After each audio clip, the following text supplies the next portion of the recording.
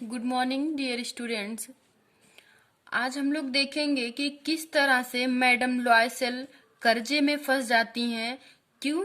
क्योंकि उन्हें पहनने ओढ़ने का इतना शौक था, यानी अपनी लालच और अपने महत्वाकांक्षा की वजह से वो आज एकदम कर्ज से लदी हुई है। क्योंकि जो नेकलेस उनसे गायब हुआ था, सेम उसी तरह से जब उन्होंने नेकलेस लिया तो उसका जो प्राइस था वो $40,000 था, और जबकि उनके पास केवल $18,000 ही थे, यानी अभी उनको $22,000 और पे करने थे।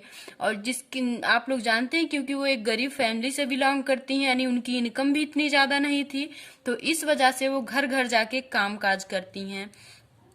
When Madame Loisel took back the jewel to Madame Forestier, जब वह उनसे वापस लेने के लिए अपना नेकलेस आती है मैडम फॉरेस्टायर, तो क्या कहती हैं? बाद में कहती हैं ए फ्रिगिड टोन, यानी घबराई हुई आवाज में कहती हैं, थोड़ा सा जैसे कहना नहीं चाहती हैं क्योंकि फ्रेंड है, लेकिन कहती हैं कि मुझे मेरा नेकलेस दे दो क्योंकि मुझे उसकी अतिशीघ्र आवश्यकता है। For I might have needed them, क्योंकि मुझे उसकी अभी आवश्यकता है। Madam Loisel now knew the horrible life of necessity. अब मैडम लॉयसेल को ये बात पता चल चुकी थी कि किस तरह से एक आवश्यकता भरी जिंदगी को, खतरनाक जिंदगी को जिया जाता है।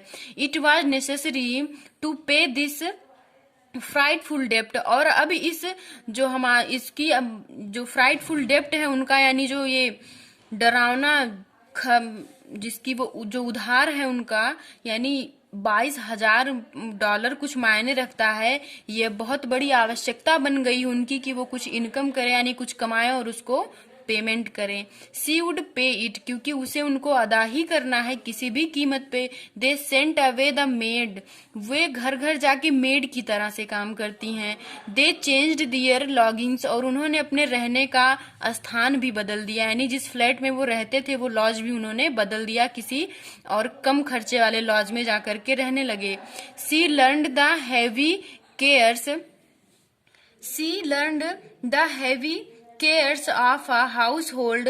वो घर को चलाने के लिए और भी लोगों के यहाँ जा करके भारी काम करने लगी। The ऑडियस work of a kitchen, और घर के भी कुछ ऐसे काम करने लगी जैसे बर्तन धुलना, पोछा लगाना, झाड़ू, इस तरह से वो कार्य करने लगी वहां पे। She washed the dishes the soiled line the soiled lines, यानी जो गंदगी होती थी, यानी जो जाले वगैरह होते थे, उसको भी वो दूसरों के घर पे जाकर के साफ करती थी। The husband worked evenings and nights, और जो उसका पति था वो दिनों रात मेहनत करता था, यानी वो भी दिनों रात काम करता था। यानी इस तरह से दोनों अपनी खुशियों को एकदम दांव पे लगा करके, जो मैडम लॉयसेल थी वो घर घर जा करके साफ सफाई, बर्तन, कूड़ा करकट, ये सारे काम करती थी, जाला वगैरह सब कुछ साफ करती थी, और उनके पति भी दिनों रात काम करते थे। इस तरह से वे दोनों अपने कर्ज को चुकाएंगे। And this life lasted 10 years, और इस तरह से उनके 10 साल बीत गए। यानी इसी तरह से करते करते, यानी वो एक हाउस होल्ड की तरह कार्य करती थी और उनके पति दिनों रात मेहनत करते थे किसी कंपनी में। इस तरह से 10 साल बीत गए। At the end of 10 years, और 10 साल के अंत तक, they had repaid all debts, वे अपना पूरा कर्ज अदा कर दिए। Madam Loisel seemed old now, लेकिन मैडम लॉयसेल अब एकदम बुढ़ी लगने लगी थी, जो कि बहुत ही प्रेटी और यंग थी, आप सभी को पता है। केवल 10 साल में ही उनकी ब्यूटी एकदम से गायब हो गई। She had become a crude women, वो एक अभद्र महिला सी लगने लगी। Of the poor house hold, यानी एक गरीब घर की, एक गरीब और अभद्र जैसी लगने लगी, यानी बहुत ही मैली कुचैली सी रहने लगी थी। वन संडे, एक दिन रविवार को, as she was taking a walk, जैसे कि वो टहल रही थी शाम के time, she suddenly saw madam Forestier, उन्होंने अचानक मैडम फॉरेस्टायर यानी अपनी फ्रेंड को देखा जिससे उन्होंने वो नेकलेस उधार लिया था। Should she speak her speak to her, उसने क्या सोचा कि क्या मुझे उनसे बात करना चाहिए। यस सर्टेनली, कह रही है, खुद से ही बात कह रही है हाँ बिल्कुल मुझे उनसे तो बात करनी ही चाहिए। And now that she had paid she would tell her all, यानी क्योंकि अब उसने तो सब कुछ मतलब दे दिया था, उसका कर्ज भी अदा कर दिया, उसका हार भी दे दिया, तो इसलिए अब तो वो उससे वो सारी कहानी कह सुना सकती है कि कैसे उसका नेकलेस गायब हुआ क्या, यानी सब कुछ उसको बता भी सकती है। फिर खुद से ही कह रही है व्हाई नॉट, यानी क्यों नहीं, हाँ मुझे बताना चाहिए उससे। जाती है सी अप्रोच्ड, अप्रोच मतलब समीप पहुंचना, यानी उसके समीप जा करके कहती है गुड मॉर्निंग जीनी, यानी कह रही है कि प्रसन्न होकर के कह रही है कि गुड मॉर्निंग, यानी सुबह का अभिवादन कर रही है। ओह माई पुअर मटिल्डा, मटिल्डा अब एक त्योहार होता है, लेकिन जैसे कुछ लोगों में ये होता है कि जब वो मिलते हैं तो मटिल्डा बोलते हैं, तो इसी तरह से वे मटिल्डा बोलते हैं जब प्रसन्न होते हैं तो।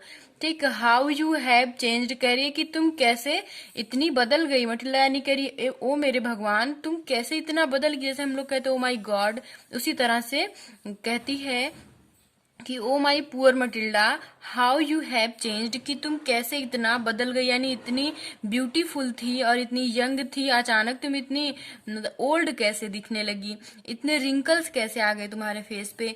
Yes I have had some hard days, करे कि हाँ ऐसा इसलिए हुआ क्योंकि हमारे ऊपर कुछ मुसीबत आ गई थी, हार्ड डेज मतलब कुछ मुसीबत, and all because of you, और यह सब केवल तुम्हारी वजह से हुआ। Because of me, how is that, madam Forestier कहती है मेरी वजह से, लेकिन यह कैसे हो सकता है। Well I lost the diamond necklace that you loaned me, कह रही कि हाँ ये बात हकीकत है कि मैं तुम्हारी वजह से ऐसा मेरे साथ हुआ, क्योंकि मैंने जो नेकलेस तुमसे उधार लिया था वो मुझसे गायब हो गया था। I return another to you exactly like it, exactly मतलब सेम वही, करे कि मैंने सेम उसी तरह का नेकलेस तुम्हारे लिए खरीद करके दूसरा लेकर के उसे अदा किया, तुम्हें दिया। And it has taken us 10 years to pay for it, और इसकी वजह से मुझे 10 साल उसके कर्ज का भुगतान करना पड़ा।